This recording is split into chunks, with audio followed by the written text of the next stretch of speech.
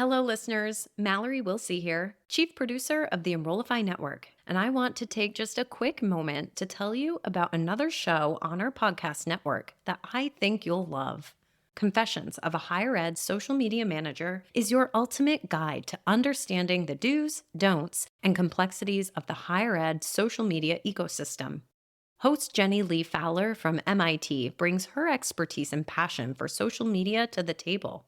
Each episode offers a deep dive into real-world examples, dissecting what worked, what didn't, and identifying valuable lessons along the way. You'll get the key insights and tips to help you elevate your own social media game. Make sure your social media efforts hit the mark every time. Subscribe to Confessions of a Higher Ed Social Media Manager by visiting podcast.enrollify.org or search for it wherever you love to listen to podcasts. Hi, I'm a higher ed CMO, and I have a confession to make. One of the things I've been most looking forward to about being on the other side as a consultant or vendor versus someone who works at an institution, particularly a public institution, is having the ability to say all the things that I think versus having to keep those things inside.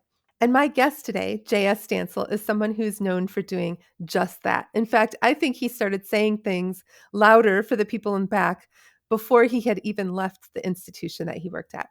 I think you're going to love this conversation with JS and I, where we talk about all the things that we wished that we could have said and all the things I'm guessing that you as listeners wish that you could say. So I hope you enjoy.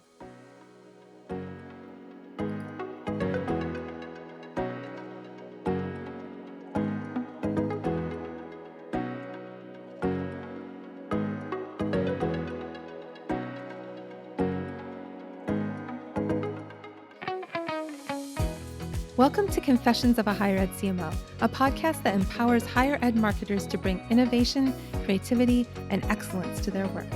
I'm your host, Jaime Hunt.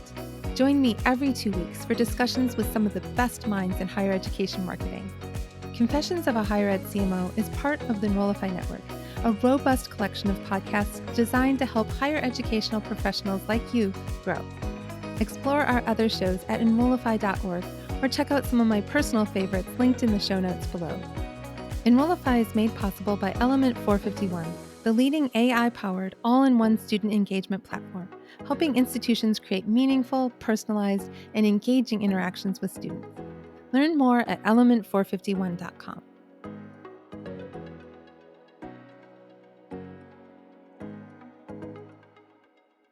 All right, I guarantee this is going to be one of the most fun episodes yet because I have J.S. Stansel, who is just an absolute social media genius.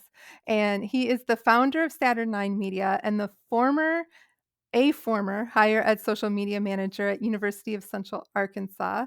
J.S., welcome to the show. Oh, thank you so much for having me. I'm blushing. I'm far from genius, but I do what I can. Yeah, he's selling himself short. If you work in higher ed social media or probably social media anywhere, you've probably heard of JS. Like you're everywhere and saying all the things. Infamous, I think, is the the best word. Well, one of the things I like about your LinkedIn bio is you say things louder for the people in the back. You have that right in your bio, and that makes me so excited about our conversation. And we're both outside of higher ed now, so we can take the gloves off a little bit, which is I'm excited about. So this is gonna be Exactly. fun. Yeah. I'm always happy to talk shop, and now can say I've always said kind of what I really think anyway, but now I can go even more. So I love it. happy to do it. Awesome. So before we get started, can you tell us a little bit about your career journey? Been a long one. My original intention was to go back to school, get my PhD, and teach literature. I was teaching ESL at a university in around 2008 and started noticing that my students weren't paying attention to me. They were paying attention to their phones and this newfangled thing called Facebook. Started trying to find ways I could teach them to use that as a tool and not a toy, and started once you could make Facebook groups, made Facebook groups for my classes. I would make a Twitter feed and put it on the projector. And like, if you were too shy to ask a question, you could tweet it, and started doing things to promote that department and our international programs, and was finally asked, like, hey, why don't you get out of the classroom and start doing communications for our international office? And I was a one team of one communications, did the website, made brochures, graphic design, social media, videos, everything. And realized quickly that social media was where I was enjoying spending the most of my time, and quickly got a reputation at the university of being the go-to person for social. And it's like, oh, the admissions office has some questions about social. The advising center has questions. And I was finally like, can I just do this for the university? And they said, no, we don't have that position. So I said, I'll go find a school that does. Yeah. And was the first full-time social media manager at Texas State University for a few years, and then did a stint in government at the Texas Department of Transportation. And finally, the school that I was originally at, University of Central Arkansas, created a full-time social media management position. And it was a good opportunity to come back to my hometown and take everything I learned and bring it full circle up until the pandemic, and did some soul searching and left higher ed. And now I do social media mainly in the entertainment industry. I got to work on Invincible for Amazon Prime Video, Rings of Power. I got to work on the Avatar franchise, the James Cameron one, not the Airbenders, and several other things. I got to do community management on Shogun. So a lot of just really interesting projects. It's light years from higher ed, but you'd be amazed by how similar they can be sometimes. I'm excited to touch on that and to talk a little bit about like what are the similarities and differences. But I already touched on you're the king of hot takes. And so I would be remiss if I didn't start this conversation with what is your current hot take? Like what are you currently thinking Oh, about? this one will not win me any friends. Especially as someone who does frequently get paid to be funny on social media. I worked on Invincible and Has Been Hotel, two accounts that had very humorous tone of voice. I am kind of leaning away from. I'm seeing a lot of conversation in social media circles about these kind of snarky brands and kind of the unhinged social media. And the thing I keep seeing is like, let the social media manager have fun. And I don't want to be the fun police, Right. but while we can have fun at our jobs, it's not our job to have fun, Mm. right? And Mhm. I think there's a lot of fun for the sake of fun, of like, oh, what is the trending meme of the day, or this topic that that it doesn't really relate to our business, but it's funny, so we're going to post it. And I think we need, as the designer Charles Eames once said, take your pleasure seriously. Like, Mm. humor is a serious skill, and we use that. There's so many arrows in the quiver of a social media manager, and humor is just one of them. And I think we need, as social media managers in general, I think for many of us, the first instinct is like, oh, we'll be funny. And it's like, there's so many other ways to connect with your audience besides humor. Yes, it can work, and I'm a big advocate of it. I do it a lot, but I think that's my hot take that I'm thinking about recently. It's like, how can we? Humor is a skill like any other, and we need to be aware of that. So I don't think that'll win me a lot of friends, but it's kind of where I am right now. Well, and I feel like humor can be really dangerous. Like if you're not don't have your finger fully on the pulse of what's going on societally, you can post something that feels really tone deaf. I mean, I'm sure you've seen all the TikTok conversation around Haley Bailey doing the "Let Them Eat Cake" video, Uh-huh. which I'm sure she just thought was like this funny, cute little thing. And she's like started a movement against celebrities on social media. So like there's so many ways to misstep with it.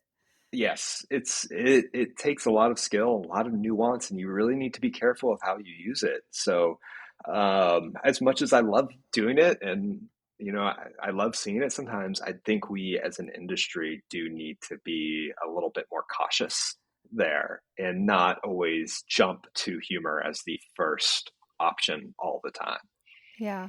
I saw a couple hours ago. So today when we're recording is May 14th. You posted that at University of Central Arkansas, you celebrated World Goth Day with your mascot and you posted about kind of regretting it. Sometimes I like to do like, and what I call like an anti-portfolio. where I post things that I've done in the past that I feel like I've grown. Like if you don't look at your post from 2 or 3 years ago and cringe a little, you haven't improved. Yeah. Yeah, and I did for like World Goth Day for all you goths out there. I just did our mascot and did him up in goth style, put him in a Cure t-shirt, a nose ring, goth haircut, everything. And I got some comments on posting it today, like, "Oh, this is actually kind of funny, JS." I'm like, "Yeah, maybe, but for a university in a small conservative town in Arkansas, it just fell flat." Oh, And I think wow. that's kind of the thing we've got to be aware of, is like, just because we think it's funny, maybe our audience doesn't. Mm, And we need to be a little bit more. And I learned lessons doing that. I'm like, I think we've all grown. I've been doing this for over 10 years now. And, 10 years ago, it was like jump on every single social media holiday. And now it's no, we're not going to do that. It doesn't fit our brand. It doesn't fit what we do. So it's good to kind of take a look back and go, okay, yeah, maybe sometimes there are things that I did years ago that I look back and like, that worked then. It's not going to work today. yeah. So we've always got to be changing and growing. One of the things you said made me think about something my friend John Beard says, and that is if you don't hate your own work, that means that you don't have taste.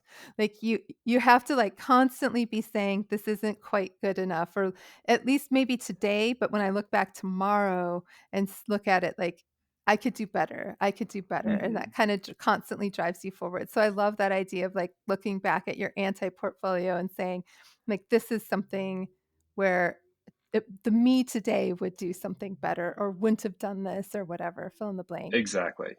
And also it's a good reminder that we all start somewhere, and I hesitate to talk about it now because like I've gotten to this point where Jamie, we're doing like keynotes and we have podcasts now, Right. and like people know who we are, and that's kind of in our industry, and it's a weird feeling, but like I also want to use that as and set a good example of go, hey, yes, those of us who are out in the industry and we talk about what we do, we're not perfect. We did start somewhere. We posted that cringy goth day post, 7 years back, and it's good to put that out there and kind of humble yourself before the community a bit. I totally agree. My newsletter this week, I talked about completely biffing a crisis communications scenario. And it's like I'm so strong in crisis communications now, but when I go back and look at it, it's because I sucked so bad and I never wanted to feel like that again. And it took a little bit of like, do I really want people to know like how bad I was at this? But nobody's born. They don't come out of your mother's womb a crisis communications person or a social media manager. I mean, you have to learn.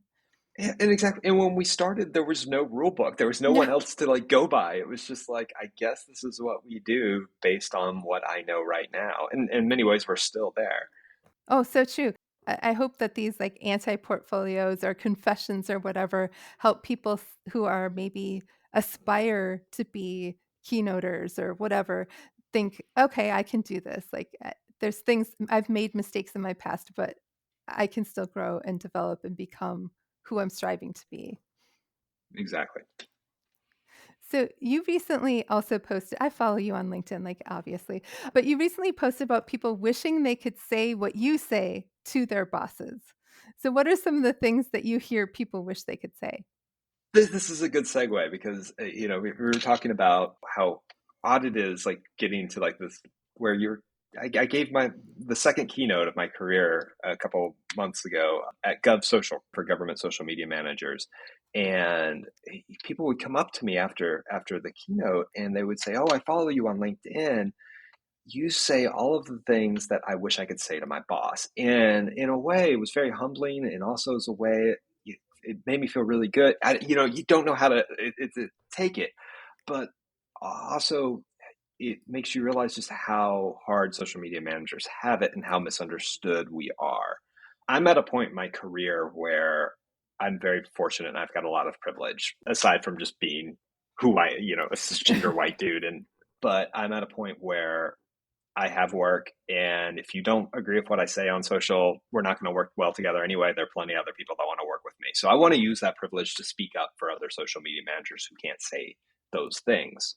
So, I say things about the struggles of being a social media manager. It's not an easy job. The pay, especially in higher ed, is Yes. abysmal. Any higher ed leadership listening to that, like, I know it's not always in your control, but your social media manager can be making so much more in another industry. It's not even funny. And we are bleeding talent in higher ed because of that. I believe in the mission of higher ed, but I can't eat that. I can't, Mm-mm. pay my child's daycare with that. But also the fact that we're overworked and misunderstood, and the fact that we're asked to do so many things that are not our jobs. We're not graphic designers. We're not web Mm-hmm. designers. We're not miracle workers. We can't just magically make things go viral. We need budgets. Social media isn't free. I think a lot of social media managers, it's still seen as an entry level position, especially in Mm-hmm. higher ed. So a lot of the social media managers in higher ed are, it might be their first job out of college, and they're afraid to ask for the things they need from their bosses. And because they're like, I can't ask for a Hootsuite subscription because they just hired me. I'm the first social Right. media manager at this university.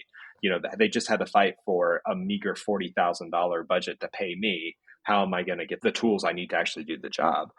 So I try to say that on my own socials on their behalf when I can, but also advocate for them. Like, hey, you need to ask for the tools that you need. Mm-hmm. You don't need to be self-funding for tools. I did that when I first started. Like, of course, it was a lot cheaper to get a Hootsuite subscription back then, Right. but Right. like, I bought my own camera. I bought, all of these things. You shouldn't have to do that. So I think those of us that have been in the field longer almost have a bit of a responsibility to say these things for those that can't.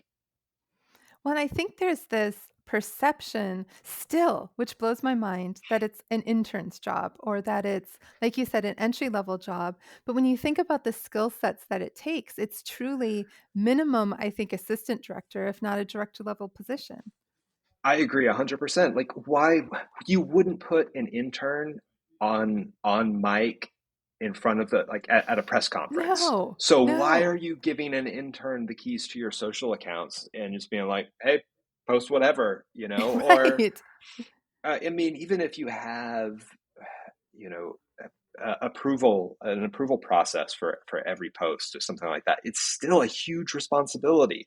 You have the keys to the kingdom, the password, and it can be misused. There's just so many things that can go wrong. You want somebody with some experience. And that's not to say that there isn't room for interns in entry level positions in this industry. You've got Mm-hmm. to get that experience somewhere. Yeah. But, you know, an intern should be working under an experienced social media manager to learn that craft, not Right. just handed the keys to the social accounts and just, you know, go do Have fun. social, or an entry level employee either, like a social media assistant working under a manager or a director and getting that experience that way. Well, I think you made an excellent point that you wouldn't put an intern up front in a press conference. And we're structured in our organizations and everyone I've come into where there's like a director of news, an assistant director of news, a PR specialist, like there's a hierarchy. And but there's somebody who has like the strategy, the like management piece of it.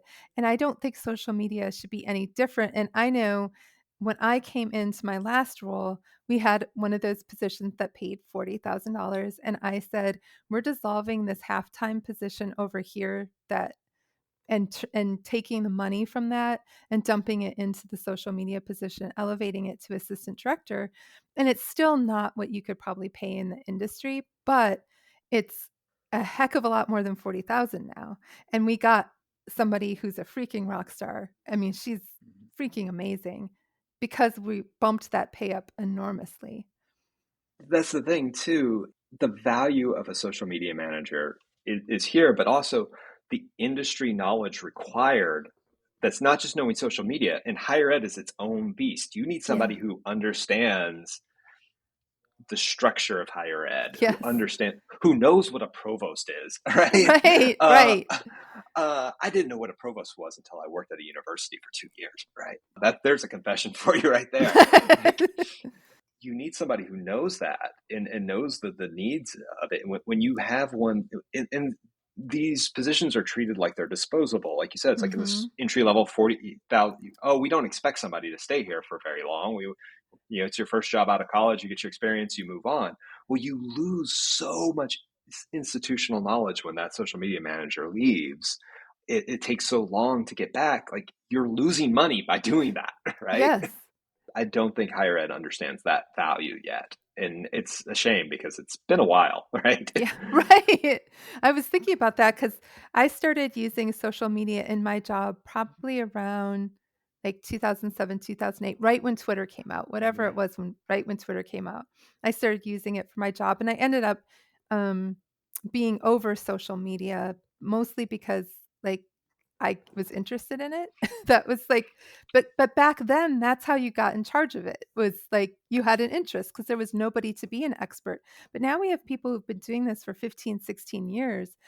We're not talking about people in their 20s. We're talking about people in their late 30s, 40s, 50s, 60s who have a depth of expertise. And honestly, what is harder than staying on top of social media and the algorithms and all the changes that get made to the platforms?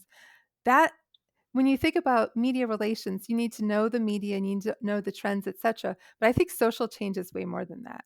It's a constant state of change, which is why I like it, because Yeah.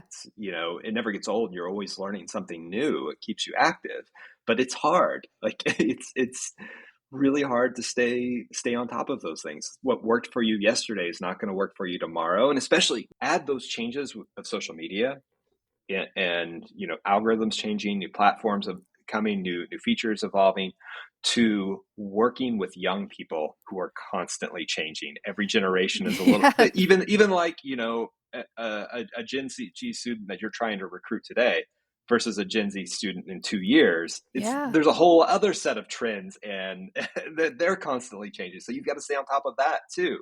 And that's just one part of it, because higher ed, running social for higher ed is like running social for a city. You know, you've got to know about res life. You've got to know, all about FAFSA. You've got to know all of Right. these things, advancement and fundraising and all of these things that just, it's a lot for one person. And it's definitely worth more than 40 grand a year. Why do you think there's such a disconnect between leadership and their understanding of social media and these roles and the devaluation that exists in these roles? I think it's a physical disconnect because of chain of command, and because it's still seen as an entry level role. Very rarely does a social media manager get to have face time with leadership. And that's a shame, because I think your social media manager should be in leadership's inner circle, because that social media manager knows the word on the street. They know what people are saying and what's talking about it.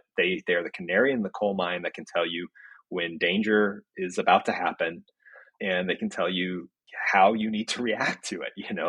But right now it's filtered. It's like playing telephone.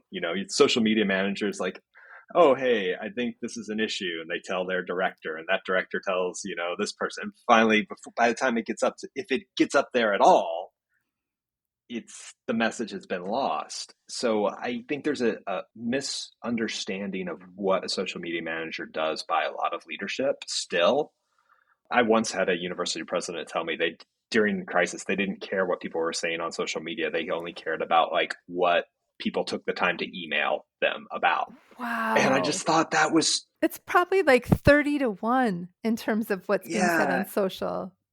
and it's like, you're getting a completely different view of things. And one is not more valuable than the other. You need both. You need Mhm. both of those views equally. It just, the president's feeling was, well, it takes more time to sit down and write an email. Anybody can just fire something off on their phone. Like, but that doesn't make that opinion less valid, and Right. also doesn't make that data less important for Right. you to know about. So, yeah, I I think university presidents should just drop in the social media manager's office every so often and just be like, hey, what's the word on the street? Right, right. If you're a university president, provost, VP, you need to know your social media team on a first name basis, and just chain of command, just throw that out the window sometimes. We talk about what, job titles. Most of the time we say social media manager, but these people are given titles like digital media specialist or coordinator, which is like as low as you can get on the totem pole. Right. But they're doing work that is so far above their pay grade that I think we need to reevaluate where they sit on the organizational chart. Hey, it's Mallory, Chief Strategist of Enrollify. Why travel far when an exceptional higher ed conference experience awaits from the comfort of your campus or home office? I'm thrilled to announce that every single session at the 2024 Engage Summit will be live streamed. And the best part? Registration is free. Many of your favorite Enrollify creators are presenting. Maya Demishkovich and Jenny Lee Fowler will teach you how to craft an AI-powered social media influencer strategy. Jaime Hunt will help you unlock the AI revolution in your team. And Shane Baglini and Allison Tercio are teaming up to boost your productivity with generative AI. Plan out your dream conference by scoping out the agenda and taking note of the sessions you want to tune in for. Visit engage.element451.com and register yourself and your team for free today. Now, back to the show. I love that. And here's a Jamie spicy take. The hierarchy and that telephone game in higher ed is garbage. Like the fact that most presidents probably can't name more than maybe a handful of AVPs, much less directors, much less staff members at most organizations. The fact that most presidents don't just pop into people's offices and ask what's the buzz. I mean, the fact that most presidents and provosts and VPs are just sitting in meetings with provosts, vice presidents, and presidents. I mean, we're in this little silo where like we only talk to people who are as quote unquote important as us. And then it's like an echo chamber. It's just us telling ourselves stuff. And I say this, as now a former VP, which like the smile hasn't come off my face since I started being able to say that. But like we're just, all we do is spend time with ourselves, and we're not getting that pulse on the street, and it's a shame. And I was thinking about this today, thinking about the conversation we were going to have and even when a president talks to students, they're only talking to those students, like the student ambassadors, like either the all-stars or like the other side of the, there's a problem. Right. But they're not talking to just the average student. And that's what your social media manager can tell you. Like, this is what, most students are saying about it, not just the all-stars that you're talking to, the student worker in the president's office who probably, is about to graduate with honors and, be your valedictorian. Like, you need to hear what, the average student is saying, the one that's showing up late for class every day because they can't find a parking space. This is probably a controversial take, but I actually love Yik Yak because it gives me this like anonymous sentiment of what's happening on campus. And I feel like it's the most pure sentiment. And you are bouncing in your chair. So I have a love-hate relationship with Yik Yak because it can be a really gross place really quick. Yeah. But when I first decided I wanted to be a full-time social media manager at a university, I interviewed at several campuses. And the first thing I did when I got to those campuses was get on Yik Yak. Now, this was when Yik Yak was way more active. This is probably, 2014, 2015. And I wanted to see what students really had to say about the university. When I went to Texas State University, I was so surprised because every other campus I got on, it was so negative. And when I went to Texas State, yes, there was the usual gross stuff, but there was also, man, I really love It's a great day at Texas. It's a beautiful. They would talk about how much they love the campus on Yik I Yak, love that. and I was like, okay, this is where I want to go. This is where I want to work, because the students genuinely love this universe. If they're saying it on Yik Yak, Right, yeah, right. It um, must be so true. and you could just get a pulse of the campus in a way you couldn't on other Hmm. platforms. So yeah, I know. Yes, there's probably social media managers listening to this right now going, "Oh, you can kill me," But yes, it was not without its massive problems, but it was a valuable tool for us. Yeah. Well, we had a bird situation this spring where some birds got into our dining hall. And as you might imagine, birds do what birds do, and that's not hygienic in a dining hall situation. And they were having some problems catching the birds, and this was all on Yik Yak. And they, finally got the birds and got the birds out. And then maybe a week and a half later, I was on Yik Yak and it was like the birds are back.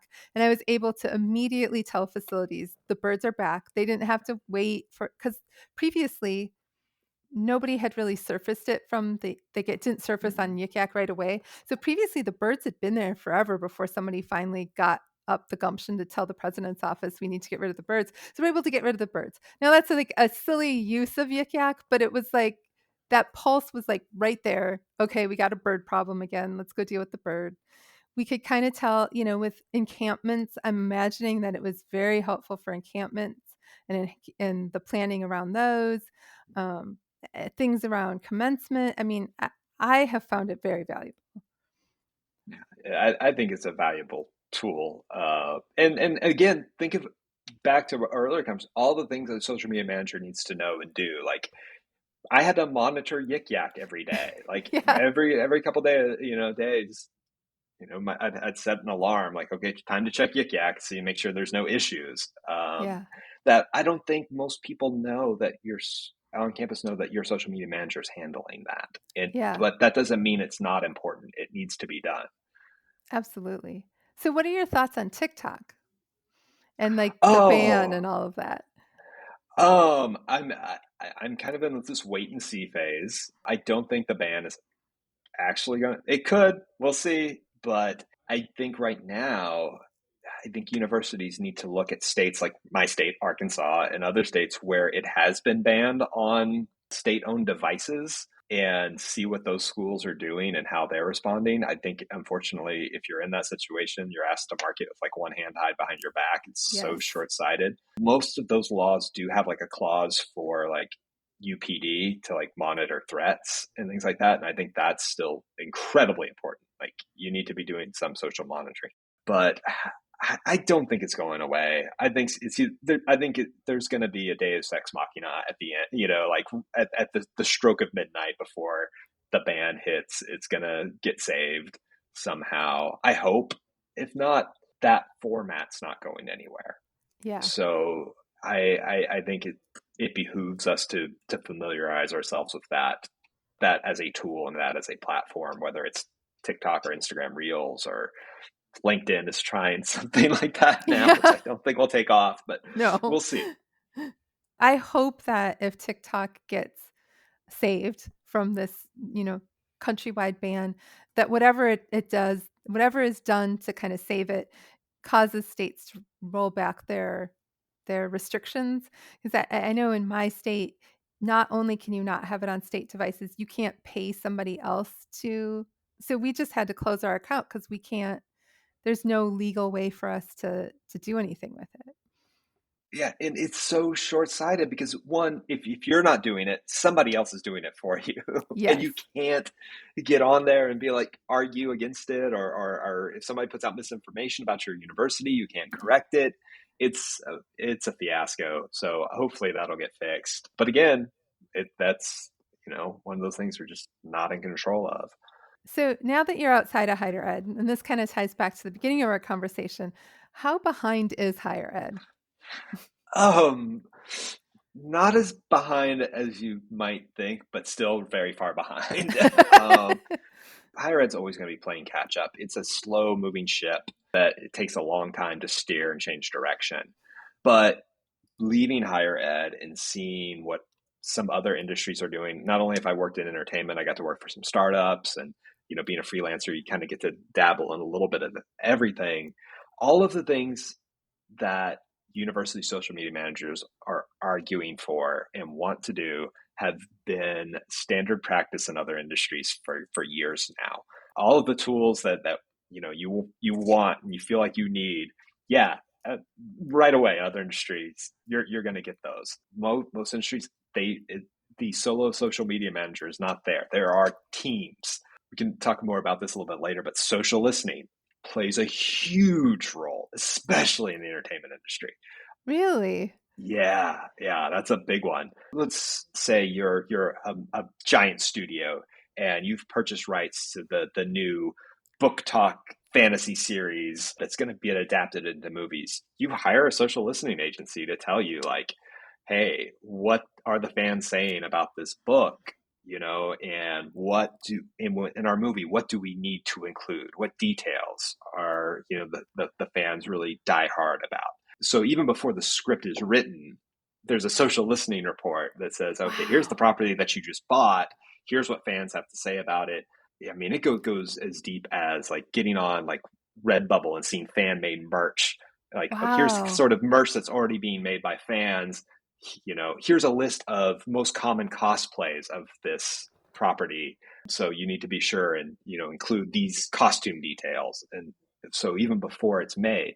So I think that's the thing where I think higher ed is really behind, because I think in higher ed, when you say social listening is often thought of as it informs social decisions. Like, Yeah. oh, okay, I'm doing my social listening. This will inform the type of content I put on social. But in other industries, and I know Liz Gross is listening right now going, yay, yay, because she would argue for this, that social listening should not just be used for social decisions, but it should be a part of every major decision at your university, from course offerings, from Yes. planning of events. Okay, we just had commencement. Give me a social listening report. Well, what didn't? Do we need to move the parking next year? Do we need to have more seats available? What were the pain points? What worked out well? You should be using social listening. From everything from like your highest level items down to like what cereals you have in the cafeteria. Like it should Yeah. inform those decisions. And that kind of goes back to what I was saying earlier. Like your university president needs to be having these conversations with the social media manager and going, hey, we're thinking about making this announcement, XYZ. Can you give me a social listening report on what's being said about this beforehand to help us make a better decision about this? Or at least if we're about to make an unpopular decision, help us with the messaging of that unpopular decision. I think higher ed is just so far behind on utilizing that as a tool. Seeing how it works in entertainment is just unreal, and also it like empowers the audience and the fans. Like think about like last time you tweeted about a TV show you were watching or a trailer that you saw, and that affects like somewhere that gets put into a spreadsheet somewhere. Like maybe they're not reading that exact thing, but there were 250,000 quote tweets about this minor detail in the trailer. Yeah. I love the idea of like maybe somebody saying, if Penelope Featherington doesn't have red hair in the show, this is going to be a huge miss. And they Mm-hmm. were thinking, oh, well, the actress we were thinking about, she's going to have to dye her hair red. That's a deal breaker for audiences or stuff like that. It sounds like. Yeah, that's exactly how it happens. And sometimes it does, and sometimes they're like, well, Right. Eh, this actress is a bigger draw anyway. But the smart ones are the ones that are listening and making decisions based on some of that social listening data. but that's a place where I think that I hope everybody listening to this is really taking note of this social listening piece and using it in this way, because I think that that notion of using what people are saying to inform the quote unquote product that we sell is so vitally important. And I think that the institutions that are going to thrive, because we're in a space where some are going to thrive and some are going to fail. That's just flat out the reality. Those that are going to thrive are going to be the ones that have their fingers more firmly on the pulse of what our audiences want. And social listening is a really good way to get your finger on that pulse. Oh, for sure. And it's one of my favorite things. But to see it in action and actually see, okay, we pulled this data and this decision is being made based on that data. We're doing data-driven decision making, what we should all be What? doing anyway, you know? And I don't think higher ed leadership quite understands the just the wealth of information that they have access to via social listening and how much it can help your university. I don't think they even know.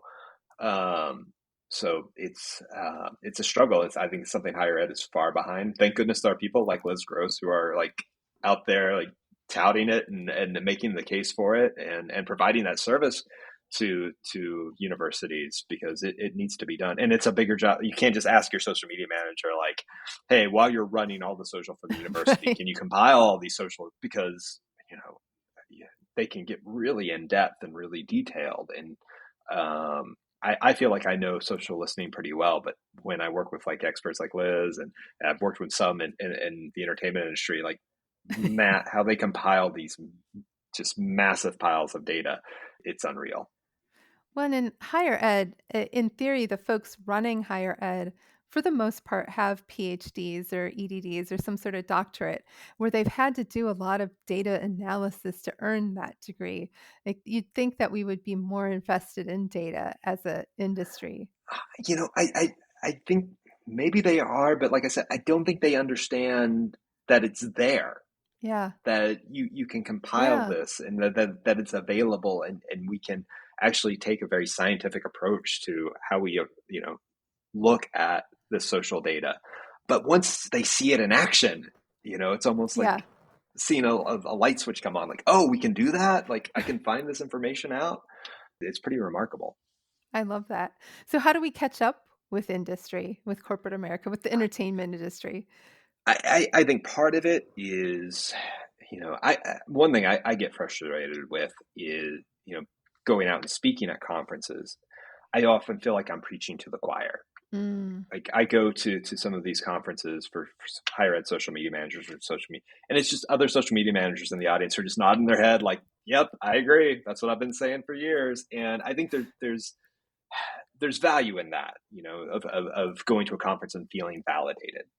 But I would like to see more university leadership go to conferences and learn things outside of their area. I'd like to see university presidents at High Ed Web and mm, at Case and AMA to learn about what they do. I'd like to see people that don't, and vice versa. Like I would, but the funding issue, like you get to go to one conference a year. You're not going to go to right. if you're a social media manager, you're not going to go to a web development conference. Finding ways for leadership to go and educate themselves, and for higher ed social media managers, maybe you don't go to a higher ed social conference, which there's immense value in that, but also like go to a conference for social media managers in government, or go to a B2B social conference, and learn and see what other industries outside of higher ed are doing as well. But it comes back to like getting that professional development funding. One conference a year for a social media manager is not enough. Maybe if you're, I don't want to like pick on any one profession, so I won't. But like there are other professions where it's like, oh, I don't even need to go to a conference a year. There's not a lot of Yeah. change in some fields, but in higher ed, in social media management, it's the change. We've already said the change is constant, so they need to be going to develop their skills and learn more than once a year. Yeah. I was lucky to get to go to a conference every other year, and that's just not enough. No, and as a VP, it was really hard to balance out this professional development dollars because you'd have people who would say, why is this person get to go to multiple conferences a year and I have to go every other year? And you have this person saying there's an equity issue here, and you're like, well, but your role doesn't need as much continual education or continual professional development to continue to do well in your role. Or even there's more free, virtual, low cost opportunities for your particular function than there are for this person in this role. So I know I have a lot of empathy for other VPs trying to balance that budget. I was so lucky at a previous institution to have like a almost $200,000 professional budget for my team. It was like everybody could do kind of whatever they wanted because there were always people who are like, I'm good. But that's not, in my current role, it's like $10,000. Well, and it comes down to like it comes back to that factor of like retention of talent. Yeah. Maybe you can't pay that social media manager what they'd be worth in another industry, but you can provide those opportunities for them, right? You can, Yeah. especially the ones that are like, hey, I know budget's tight. If I go present and get a discount, can I go? Yeah. That's somebody you want to keep on board. Yes. Like, yes, okay, yeah, Yeah. or please go represent our university and get us a discount. Go learn, Yeah. So, I dollar student. I'll tell you, if you meet so many social media managers in higher ed, they're passionate about what they do. Most of them will like want to do that. So, Yeah. I want to give a plug because I think you made a really good point. The speaking in order to get a discount or free admission or whatever, like that's a really, really good opportunity for you to not only get that discount, but also to kind of build visibility in your profession, which is, I think, never a bad thing. I think visibility in your profession, respective industry peers inoculates you against downturns. You know that if you get laid off or let go, that there are as a network of people that can help you find that next gig. So not only does it help you get that professional development, but it kind of helps protect you a little bit. not only that, my part of my theory was, my original goal is to go back and get my PhD and teach literature, get on tenure track and all that. So I got publish or perish drilled into my skull pretty early on in my career. And when I transitioned from faculty to staff, that concept did not leave. It's like, okay, well, I need to be a good professional citizen. I need Mm-hmm. to go out and share my work with my professional community. But also, like, when I was in meetings with faculty, I wanted to show them, like, hey, you publish, so do I. I know what I'm talking about. I'm an expert, so I would be sure. Like, if I went and presented, I'd go to knock on the office right next door with the media relations person. Hey, I got a press release about me going to speak at this thing. Can you be sure it gets on the front page of the website? Which I cringed about because it doesn't really belong on the front page of the website. But I want faculty to see that, Yes. this social media person, our marketing department knows what they're doing. We're going out and, we're presenting as well. Because that's the language faculty speaks, and talk about like the differences between higher ed and the entertainment industry.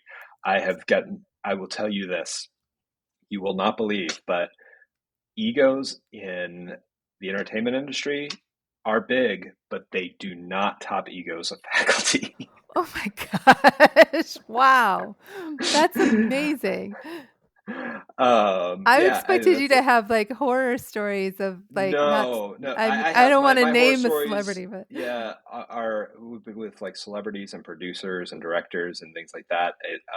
Yeah, those egos have nothing on tenured faculty. Well, that's the one thing. It's like I think in other industries there is a respective expertise, which you Yeah. would think you would get in higher ed because Yeah. you've spent years developing your area of specialization. And now this is not true of every single person I've come across, but a lot of times the phrase that shocked me most leaving higher ed was, "Well, we hired you to be the expert. You know best." And it's like, Yeah. all right, yeah, Y- That is not a phrase commonly said in higher ed. exactly. No. Yeah. In higher ed, it's like once you've worked there for 3 months, it's like you were born yesterday and all your knowledge and expertise is just evaporated in after your first 3 months. It's astonishing. One last question is like, what are some universal pain points that exist across social media, no matter what industry people are working in? Silos. Like Mm, I thought I would escape silos getting out of higher ed, and that's just they're everywhere, and you can work all day and night to bust them, and they'll spring right back up. Departments that don't talk to each other or for some reason feel like they're competing. I think I put this in my cup wrap presentation last year, but like you need to think of a university like an entertainment franchise. because all of these things have to come together. Like you have your advising, your admissions, all of these departments coming together to get a new student in and to get them through the 4 years of college and all that. Just like in an entertainment franchise, you have like your the book series it's based on, the films, the toys, all the tie-ins. Oh, great, we're going to have a partnership with McDonald's to have a special promotion. All of those things like come together to build a successful franchise. And the same with the university. You need all of these parts working together. I know I've been the sticking point at some point in the silo, but we all have. But Yeah. like, how are we not seeing the light of like, hey, we all have to work together in this. We all Right. have the same goal. We're not competing against each other. I think everybody just wants to be able to do their job and do it to the best of their abilities. At least that's the hope, right? Right. Right. The silos are everywhere, and there's just you work your best to break them down, but there's only so much you can do as a bit of a cog in the the machine. I don't know how that makes me feel. It's like on the one hand, it's like, well, I'm glad it's not just higher ed, but on the other hand, it's like, oh my gosh, that's it's so universal. I've worked in higher ed for 20 years, so I my pre-higher ed experience was not really an introduction to silos. It wasn't until I got into higher ed that I got exposed to that because a reporter, it's a silo, but to hear that the entertainment industry is just as bad is like, well, I guess it just is the way humans are. Yeah, Yeah. it's people just get territorial, and Yeah. that happens, and you just kind of have to assume best intentions and go out for coffee or have Zoom chats and those things, and just kind of get to know other people. But that's just, it's the same everywhere. Yep. Well, and people have But the their pay's own better. goals. So Well, I'm let's glad to just hear kind of come that. back to that. I'm glad to hear that. Any closing thoughts, JS? Man, I would just hope, anyone in leadership roles listening to this, if you take one thing from it, like go pop into your social media manager's office and just, say what's the word on the street, get to know them by first name basis, and just have those conversations with them. Like, whether you're a president, director, VP, CMO, like you need to know the social person on campus and know, what but not only their struggles, but what can they tell you about the things that you're working on, because they have some information that I'm pretty sure you'd want to know about. You just don't know it's there. That's fantastic advice. So I want everybody who's listening to follow you because you share such great content. Where can people find you? I'm at JS Stansel on all platforms. I'm most active on LinkedIn these days, which is kind of weird, but just a product of Twitter going down the tubes.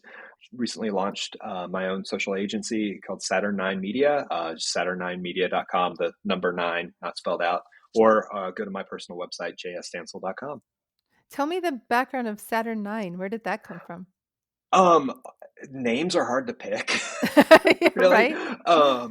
They're really, really difficult to find, because especially for social media agencies, because everybody wants to start a studio or media something or other, and then they drop it 2 years later, and the name's still taken. I thought of like the Saturn V rocket. I'm a big fan of NASA and space history of space travel, and thought, well, let's I also like B movies, so Plan 9 from Outer Space. Let's make I it like love that. Saturn 9. And that wasn't taken. So that's the one I went Nice. with. I love it. I love Plan 9. Well, thank you so much. This has been fantastic. I'm sure people have got a ton out of it. Listeners, as always, you can find me primarily on LinkedIn, Jaime Hunt, Jaime. I'm a little bit on X still, Jaime Hunt IMC, JaimeHunt. You can find me on my website, which is Solve Higher Ed. Sometimes on TikTok at the Higher Ed CMO. I need to be like JS and like consolidate all of my handles into one thing so this doesn't take so long. Feel free to reach out, engage in conversation. I love chatting with listeners and hearing about what you're thinking in this space. So until then, let's go bust some of those silos we've been talking about. Break them down. Confessions of a Higher Ed CMO is part of the Enrollify podcast network. If you like this podcast, chances are you'll like other Enrollify shows too. Our podcast network is growing by the month, and we've got a plethora of marketing, enrollment, and higher ed technology shows that are jam-packed with stories, ideas, and frameworks, all designed to empower you to be a better higher ed professional. Our shows help higher ed marketers and admissions professionals find their next big idea and feature a selection of the industry best as your host. Learn from Mallory Wilsey, Seth Odell, Jenny Lee Fowler, Eddie Francis, and so many other of your favorite leaders in higher ed. Enrollify is made possible by Element 451, the leading AI-powered all-in-one student engagement platform, helping institutions create meaningful, personalized, and engaging interactions with students. Learn more at element451.com.